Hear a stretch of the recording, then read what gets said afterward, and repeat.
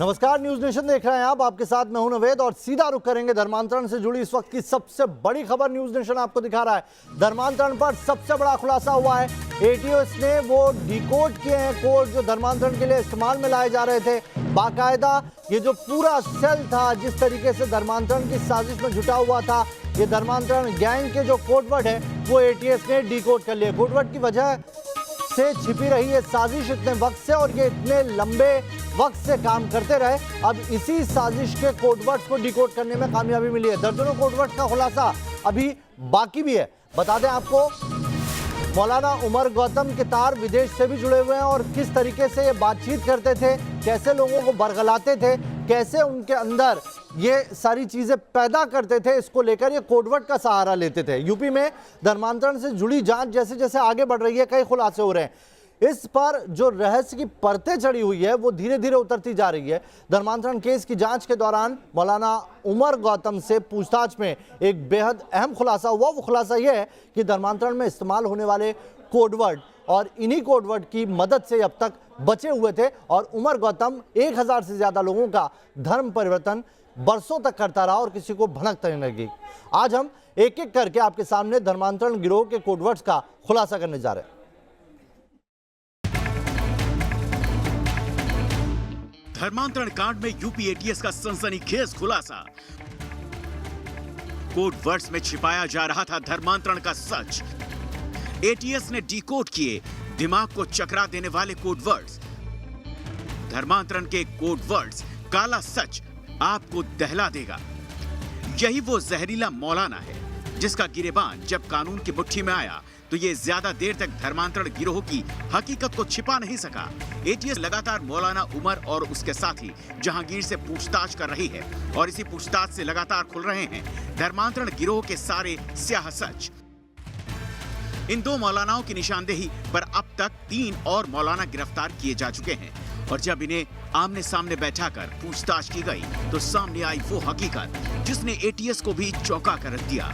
दरअसल एटीएस इस बात को लेकर हैरान थी कि आखिर इतने बड़े रैकेट का बरसों तक किसी को पता क्यों नहीं चला। तो इस सवाल के जवाब में सामने आए वो कोड वर्ड्स जिनके जरिए धर्मांतरण गिरोह के गुर्गे आपस में बातचीत किया करते थे। ये कोड वर्ड्स ही कुछ ऐसे थे कि इनकी बातचीत सुनने वाला भी नहीं समझ पाता असल में ये मौलाना बात क्या कर रहे हैं। आज हम आपको इन चौंकाने वाले कोड वर्ड्स की सारी जानकारी देने जा रहे हैं। मुतक्की, हक और सच की तलाश करने वाला। कोड का असल मतलब धर्मांतरण के लिए शिकार की तलाश। पहला कोड वर्ड है मुतक्की। उर्दू के इस शब्द का मतलब होता है हक और सच की तलाश करने वाला, लेकिन एटीएस को शक है कि इसका मतलब धर्मांतरण की तलाश में जुटे गिरोह के लोगों के लिए किया जाता था। यानी मुतक्की वो लोग थे जो धर्मांतरण के लिए गूंगे बहरे लोगों की तलाश करते। अब अगला कोड वर्ड देखिए। दूसरा कोडवर्ड रहमत, दया के साथ मदद करने वाला। कोडवर्ड का असल मतलब धर्मांतरण गिरोह को फंड करने वाले लोग। जी हाँ, असल में इस शब्द का इस्तेमाल धर्मांतरण गिरोह फंडिंग करने वाले लोगों के लिए करता था। इसमें कई लोग भारत के हैं तो कई विदेश से भी शामिल हैं, लेकिन कोडवर्ड में ही इस बातचीत को सुनकर ये पता लगाना मुश्किल था कि असल में बात फंडिंग की हो रही है। तीसरा कोडवर्ड सलात, नमाज पढ़ना और पढ़ाना। कोड का असल मतलब धर्मांतरण की प्रक्रिया। नमाज और कलमा पढ़ाकर किसी का धर्मांतरण करने के लिए धर्मांतरण गिरोह किसी शब्द का इस्तेमाल करता था, लेकिन जब वो बातचीत में कहते कि आज किसी को सलात करा दी गई तो समझना मुश्किल होता था कि ये बात किसी के धर्मांतरण की करा रहे हैं। अब अगला कोडवर्ड, चौथा कोडवर्ड अल्लाह के बंदे। अल्लाह के बंदे यानी सच्चे मुसलमान। कोड का असल मतलब लाइव चैट कर साइन लैंग्वेज के जरिए गूंगे बहरों का ब्रेन वॉश करने वाले लोग। जी हाँ, इस गिरोह ने इस कोडवर्ड के जरिए अल्लाह के बंदे जैसे पवित्र संबोधन को भी बदनाम कर डाला। इसका इस्तेमाल ये गिरोह उन लोगों के लिए करता था जो गूंगे बहरों को साइन लैंग्वेज के जरिए चैटिंग कर धर्मांतरण के लिए मजबूर करते। पांचवा कोडवर्ड कौम का कलंक, किसी धर्म को बदनाम करने वाले लोग। कोड का असल मतलब धर्मांतरण की प्रक्रिया में बाधा बनने वाले लोग, आमतौर पर गूंगे बहरे बच्चों के माता पिता।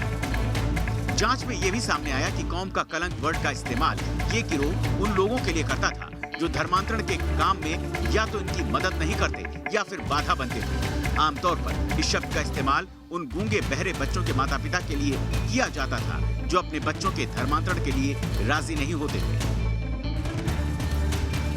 ये कोड वर्ड्स तो बस शुरुआत है। सूत्रों का दावा है कि एटीएस ऐसे और दर्जनों कोड वर्ड्स को डिकोड करने में जुटी है और बहुत जल्द इस गिरोह की काली कुंडली और रहस्यमयी कोड वर्ड वाली भाषा का राज पूरी तरह से खुल जाने वाला है। T news nation.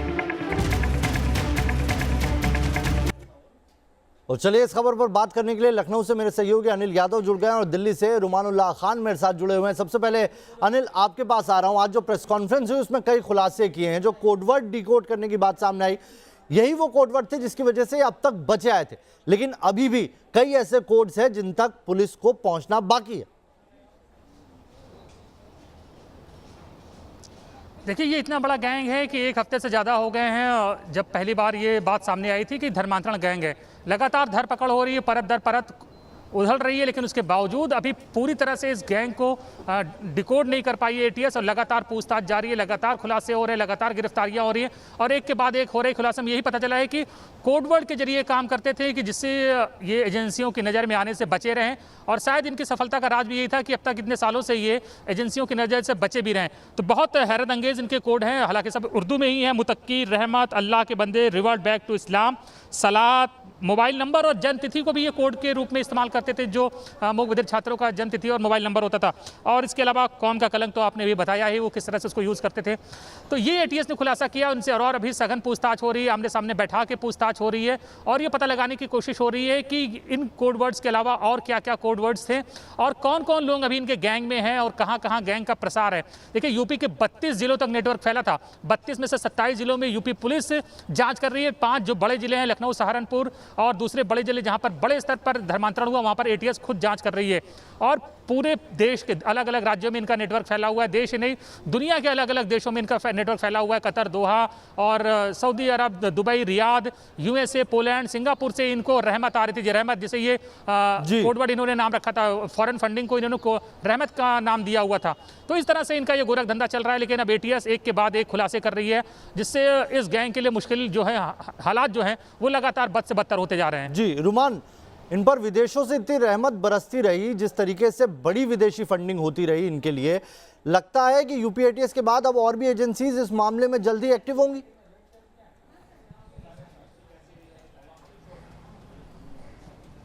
देखिए, बिल्कुल प्रवर्तन निदेशालय ने इस मामले में मुकदमा दर्ज कर लिया, जांच शुरू कर दी है। एनआईए भी जल्द ही उसको भी जांच सौंपी जा सकती है। लेकिन अगर एनआईए के पास जांच जाती है तो फिर एनआईए ही वो इकलौती एजेंसी रहेगी जो इस पूरे मामले में जांच करेगी। यूपी एटीएस के पास फिर जांच नहीं रह जाएगी। सीधे तौर पर अभी जो यूपी एटीएस है वो लगातार खुलासे कर रही है, जाँच कर रही है। 7 कोडवर्ड्स के बारे में अभी तक पता चल पाया है, जिनमें से 2 को बहुत ज़्यादा महत्वपूर्ण माना जा रहा है। सबसे पहला रहमत, क्योंकि रहमत विदेशी फंडिंग का कोडवर्ड था और सबसे बड़ी बात यह है कि मौलाना उमर गौतम के अपने निजी खातों या उनके परिजनों के खातों या फिर उनके फातिमा चैरिटेबल ट्रस्ट के खातों में अभी भी 50 लाख रुपए की रकम अभी इस समय मौजूद है, जो कि एटीएस को जानकारी मिली है और करोड़ों रुपए का लेन देन हुआ है। तो बहुत मोटी रकम की फंडिंग आ रही थी।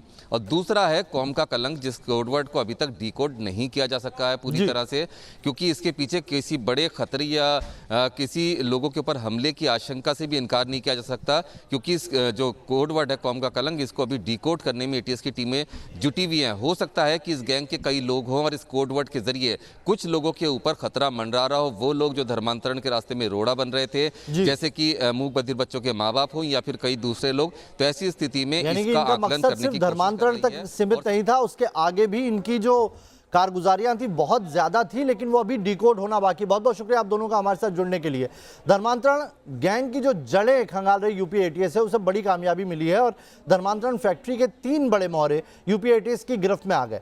धर्मांतरण गैंग के सरगना मौलाना उमर के ये वो मोहरे हैं जो इस्लाम में शामिल करने के लिए मूक बधिरों का ब्रेन वॉश करते थे और फिर उन्हीं धर्मांतरित लोगों के जरिए दूसरों को भी ट्रैप करते थे। एटीएस ने धर्मांतरण के उस विदेशी मास्टरमाइंड का भी खुलासा किया जिसके कनेक्शन न सिर्फ आतंकियों से हैं, बल्कि धर्मांतरण गैंग के सरगना मोहम्मद उमर गौतम से भी उसके गहरे रिश्ते रहे।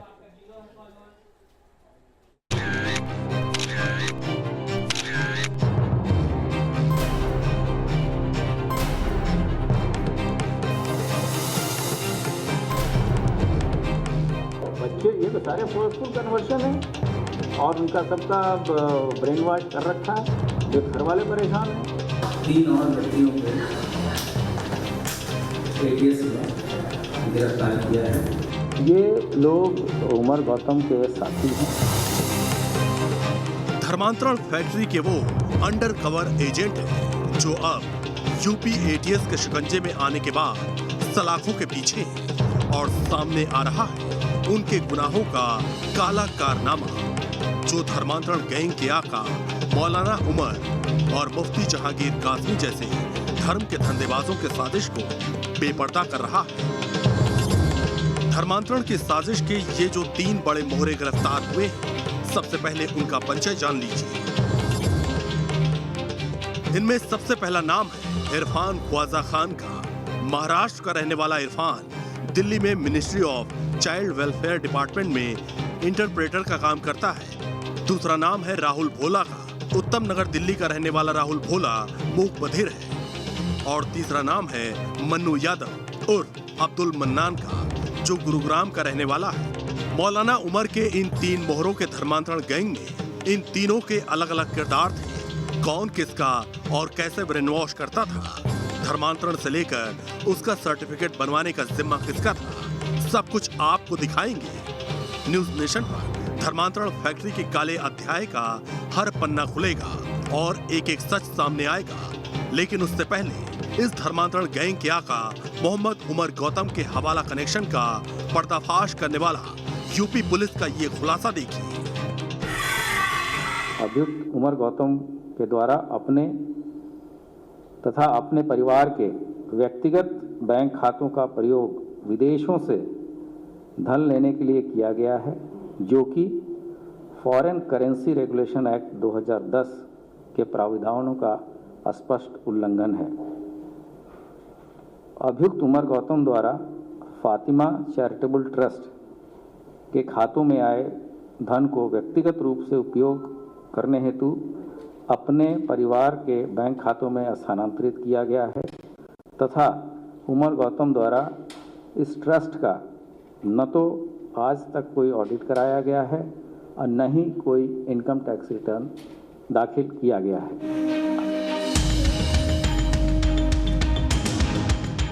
सुना आपने, ये वही फातिमा चैरिटेबल ट्रस्ट है जिसकी स्थापना उमर गौतम ने इस्लामिक दावा सेंटर की स्थापना के चंद दिनों बाद ही कर दी थी। मकसद था हवाला के जरिए विदेशों से पैसा हासिल करना और उन पैसों का इस्तेमाल अवैध धर्मांतरण के खेल में करना। मौलाना उमर के इस्लामिक दावा सेंटर की बात करें तो उसमें 1 करोड़ 82 लाख से ज्यादा पैसे आए और इनमें से ज्यादातर रकम विदेशों से आई। जनवरी 2010 से 14 जून 2021 तक इस्लामिक दावा सेंटर के खाते में कुल 1 करोड़ 82 लाख 83,910 रुपये खाते में आए हैं। इसमें से ज़्यादातर जमा की गई धनराशि कैश, चेक व विदेश से जमा किए गए हैं। भारी मात्रा में कैश डिपॉजिट और कैश विड्रॉल किया गया है और इन ट्रांजैक्शंस का हवाला नेटवर्क से भी संबंध होना विवेचना के दौरान प्रकाश में आया है। उमर गौतम की इस धर्मांतरण फैक्ट्री के लिए विदेशों से कहां-कहां से फंडिंग हुई वो भी आपको दुनिया के नक्शे पर दिखा देते हैं।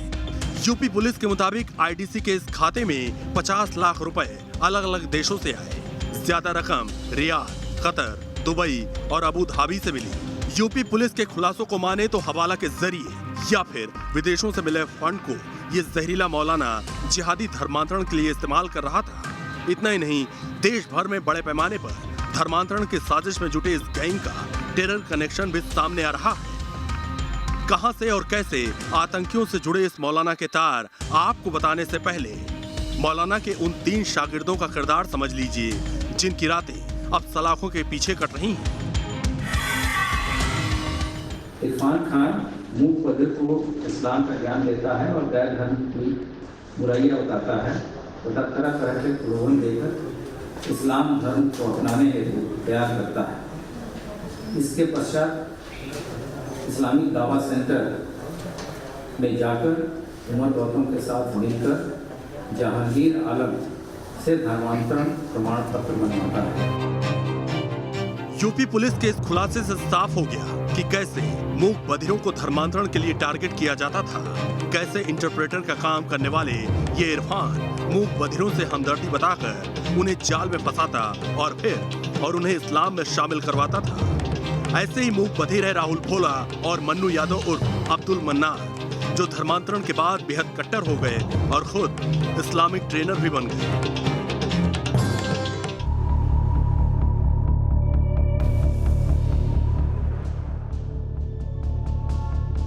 राहुल भोला ने इरफान के साथ मिलकर मन्नू यादव का ब्रेन वॉश कर धर्मांतरण कराया और फिर मन्नू से अब्दुल मन्नान बनने के बाद मन्नू यादव खुद इस्लामिक ट्रेनर बन गया और इसने कानपुर के आदित्य गुप्ता का ब्रेन वॉश कर मुसलमान बना दिया।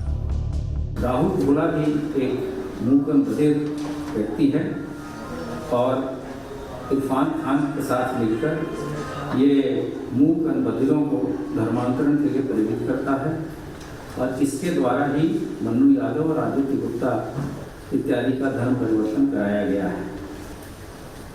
मन्नू यादव भी एक मूक बधिर व्यक्ति है और इसके द्वारा आदित्य गुप्ता का धर्मांतरण कराया गया है। पुलिस कस्टडी रिमांड लेने के बाद इन तीनों से पूछताछ होगी और ये पता लगाने की कोशिश की जाएगी इन तीनों ने किसके कहने पर कितने लोगों का धर्मांतरण कराया है और इस गैंग के तार अभी और कहां-कहां फैले हुए हैं। एक और मौलाना उमर और उसके गैंग का पर्दाफाश हो रहा है तो दूसरी ओर उसके गैंग के शिकार हुए लोग भी सामने आ रहे हैं। ताजा मामला फतेहपुर का है, जहां एक युवक ने पहले इस्लाम मजहब को कबूल किया और फिर पत्नी समेत पूरे परिवार को धर्म बदलने का दबाव डाल रहा था। महिला की शिकायत पर आरोपी पति को पुलिस ने गिरफ्तार कर लिया है। आरोपी को गिरफ्तार कर लिया गया है। पूछताछ में आरोपी ने बताया कि वह ट्रक चालक है। एक दूसरा उसका मित्र जो मुस्लिम है वो भी ट्रक चलाता है। उसकी सोहबत में आकर के उसने मुस्लिम धर्म स्वीकार कर लिया है। उसी से प्रभावित होकर वह पूरे परिवार को मुस्लिम बनाना चाहता था, जिसके लिए वह दबाव डाल रहा था। पुलिस के द्वारा बिनसम्मत कार्रवाई की जा रही, गहनतापूर्वक इसकी छानबीन की जा रही है। इस बीच चौंकाने वाला एक खुलासा ये भी है कि धर्मांतरण के बाद राहुल भोला और मन्नू यादव बेहद कट्टर हो गए। मन्नू यादव ने तो अपने घर में रखी हिंदू देवी देवताओं की मूर्तियों तक को तोड़ दिया था। इसी से समझा जा सकता है कि धर्म परिवर्तन के इस खेल के जरिए नफरत का कैसे जहर बोया जा रहा था। नफरत का ये जहर सिर्फ मजहब तक ही सीमित नहीं था, बल्कि इसके तार आतंक से भी जुड़ रहे हैं। मौलाना उमर के कन्वर्जन मॉड्यूल के तार कतर से लेकर कनाडा तक फैले हुए हैं और जांच में आतंकी गतिविधियों को बढ़ावा देने वाले बिलाल फिलिप का नाम भी सामने आ रहा है, जो भारत के भगोड़े जाकिर नाइक का सहयोगी रहा है। पीएस को इस बात के भी पुख्ता सबूत मिले हैं कि कनाडा के नागरिक और अंतर्राष्ट्रीय आतंकवादी बिलाल फिलिप से भी उमर गौतम और उसकी संस्था के नजदीकी रिश्ते रहे हैं। बिलाल फिलिप दुनिया के कई मुल्कों में आतंकवादी गतिविधियों में वांछित है और वो फिलीपींस में एक बार गिरफ्तार भी हो चुका है। बिलाल फिलिप को फिलीपींस में 2014 में टेरर कनेक्शन के आरोप में गिरफ्तार किया गया था। कैनेडियन नागरिक बिलाल फिलिप कतर के दोहा में इस्लामिक ऑनलाइन यूनिवर्सिटी चलाता है और इस यूनिवर्सिटी का ऑफिशियल एग्जाम सेंटर इस्लामिक दावा सेंटर में है। खुफिया सूत्रों की माने तो विदेश में बैठे धर्म परिवर्तन के मास्टरमाइंड बिलाल फिलिप ने 1 दर्जन से ज्यादा भारतीयों का ऑनलाइन ब्रेन वॉश कर आतंकी संगठन इस्लामिक स्टेट में भर्ती कराया था। बिलाल फिलिप ही नहीं बल्कि असम में ऑपरेट होने वाली संस्था मरकज उल मारिफ से भी मौलाना उमर के इस्लामिक दावा सेंटर को पैसे मिले, जिस पर टेरर फंडिंग को लेकर पहले ही असम के कई जिलों में केस दर्ज है। 2020 में उक्त संस्था मरकज उल मारिफ के विरुद्ध आसाम के विभिन्न जनपदों में फेमा, फेरा और फॉरेन करेंसी रेगुलेशन वायलेशन के तथा टेरर फंडिंग के क्रम में भी अभियोग दर्ज है। ये अभियोग असम के जिला हुजाई तथा दिसपुर थाने में दर्ज किए गए हैं।